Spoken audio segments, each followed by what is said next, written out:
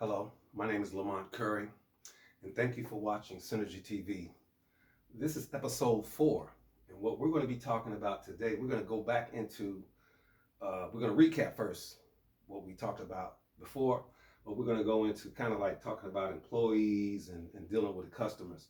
So, just for positive sake in the story, you've established your business. You know, you're not paying cash anymore. You might pay it sometimes, but you're not paying it as much.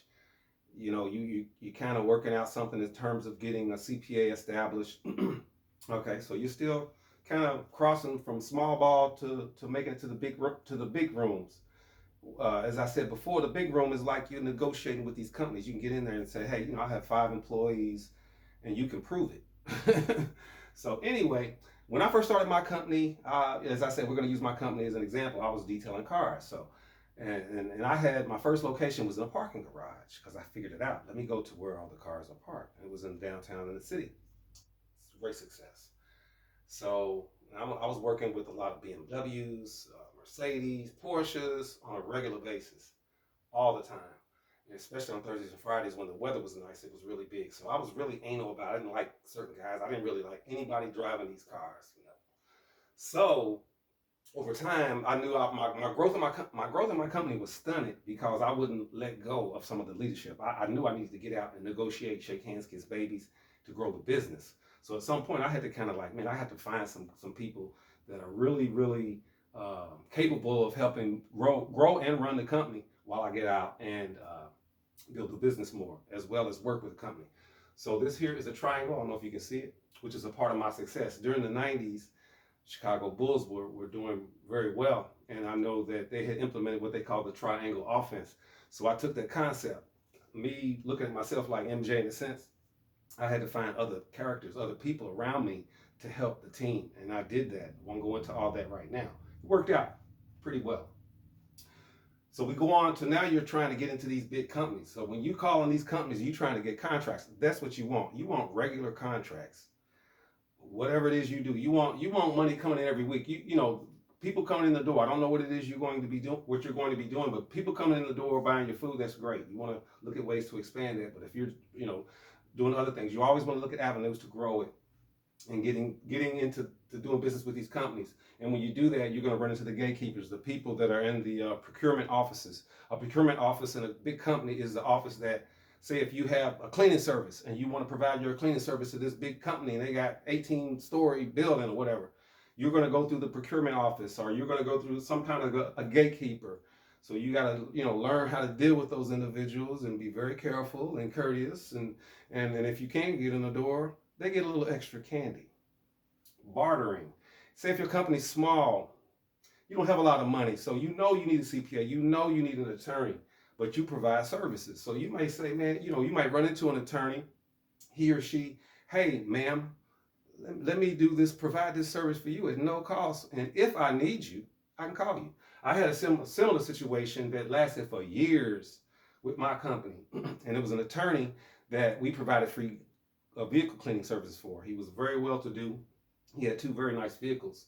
So anyway, I didn't have any legal problems. My company at that time was incorporated, but at one time I was very unorganized, still am. Some documents weren't filed with the city. I ended up having 3 warrants for my arrest. Police came down to my location. I'm thinking it's for one of these other guys that pay payroll. They were looking for Lamont Curry. Fortunately, I was able to call him.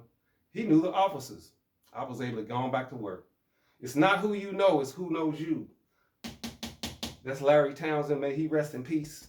He was one of my customers. He told me that because I was like, Larry, it's who you know. He said, no, it's not. It's who knows you. He was a very, very successful businessman in the state of Kentucky. Props to LT. Bartering, we talked about that. If you don't have a lot of money, you provide your services to the people you need, an attorney and a CPA. You always want to have an attorney, CPA.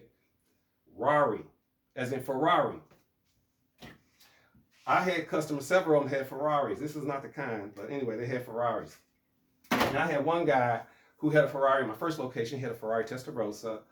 I used to see him come in. He didn't get his car done. I walked up to him one time. I said, hey, man, we'll do your car at no cost if you just bring it in. He would bring it in, and it would sit there all day long as a marketing tool. Worked out very successfully. Had another customer, had another Ferrari, opened up another location. Used to use his car to go over, on and on and on. Porsches, whatever, you name it. So when you get your company rolling, and if you get in an opportunity to do business with another larger entity, you want to create a symbiotic relationship and become enmeshed with that company in terms of the services. Like you may go in cleaning the floors, but then they may say, hey man, do you think you can do something to these ceilings? You may in your mind say, no, we don't do that. But you pause, you say, hold up, well, let me look into it, get some notes from you, and I'm gonna get back with you tomorrow. You're not gonna take a whole month to get back with them. And you do that service. You figure it out. Okay? The next one is people, the employees you have. And we're gonna go back on that, we're gonna close on it. You want, and then not in just employees, the people in general. If you're going to try to move in life, you don't want to hang around losers.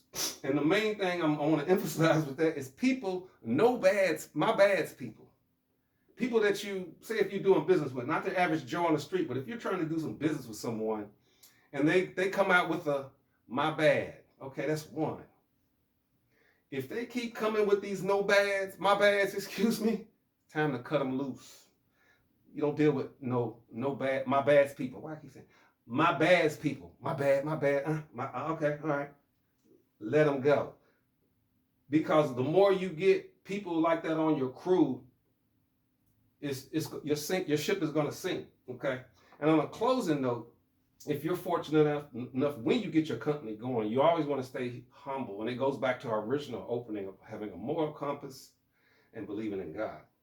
Because if you don't stay humble, it's going to get to a point where you may become intoxicated by your self-perceived success. And then the unknown thought comes in is, how can I fuck things up with my business? And I assure you that you will, as you stumble into your arrogance and self-perceived success. So stay humble. Watch your team. Lastly, it's a test you give with people. If you get someone that wants a job, for example, and he or she, man, I really want to work with you, blah, blah, blah. You say, okay, cool. Give me a call at about 8:30 tomorrow morning, because I got to go in a meeting. So yeah, if you can, is that a cool, good time? They're like, yeah, okay, 8:30. You ready, you waiting on. They call you at 8:15, something like that. Okay, all right. That's a my bad. So you got to keep these things in mind. If they call you promptly at 8:30, that's a 10 person. And or 8:29, or they get there early, leave late. Those are the people you want. Consistency. So remember that. Stay humble. Shake hands, kiss babies, barter if you don't have any money.